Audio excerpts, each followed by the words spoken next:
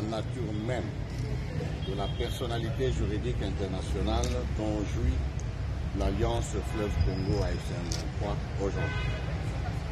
Ceci assure également que la neutralité du secteur judiciaire existe dans les zones libérales.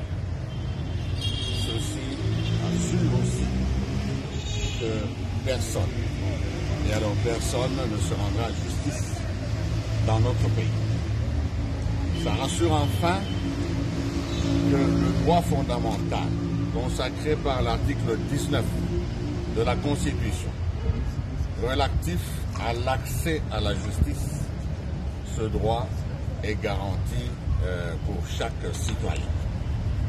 Et face aux nombreuses et même incessantes violations de la Constitution de la République démocratique du Congo par le régime illégitime de Kinshasa, face à la flambée des pratiques inacceptables, des antivaleurs telles que la corruption, le tribalisme, les crimes d'État, les massacres à grande échelle, sous l'instigation et parfois avec la complicité des gestionnaires de l'État, face à l'ingouvernabilité de l'État, telle que vécue aujourd'hui à Uvira, à Kinshasa, à Kisangani, dans l'Équateur, au Grand Kassai et dans le reste de la République, et au regard du droit du peuple congolais à l'accès à la justice, notre organisation a levé l'option de rebâtir l'État,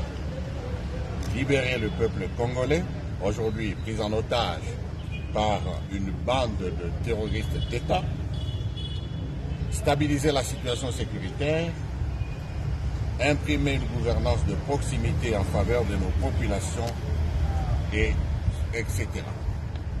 Après avoir entamé la construction d'une nouvelle armée, l'armée révolutionnaire congolaise, dont les prouesses ne sont plus à démontrer sur les terrains des opérations, ce dimanche 14 septembre 2025, l'Alliance Fleuve Congo AFC M23 inaugure deux événements de taille, à savoir la clôture de la formation des policiers professionnels.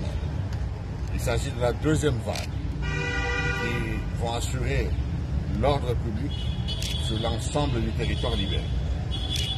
Et l'autre événement, c'est donc l'organisation ce jour du test d'évaluation des candidats magistrats, tel que vous êtes en train de le vivre ici à l'Unigom, campus du Lac.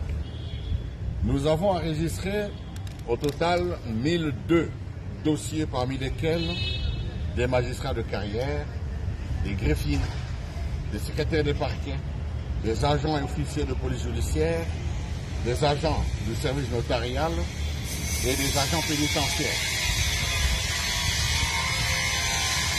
D'autre part, nous avons enregistré parmi les candidats magistrats des défenseurs judiciaires, des avocats et des juristes. Le test que nous organisons aujourd'hui à Goma concerne 540 candidats magistrats. Ceux qui seront retenus devront donc suivre une formation technique rigoureuse autour des valeurs déontologiques et éthiques notamment.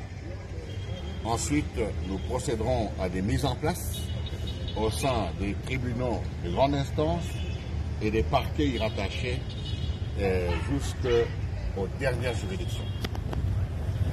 C'est vous dire donc que nous sommes déterminés à restaurer l'État, à rebâtir le système de gouvernance, à construire la justice et une justice équitable, une justice saine, une justice incolore, une justice au service de la population. Je vous remercie.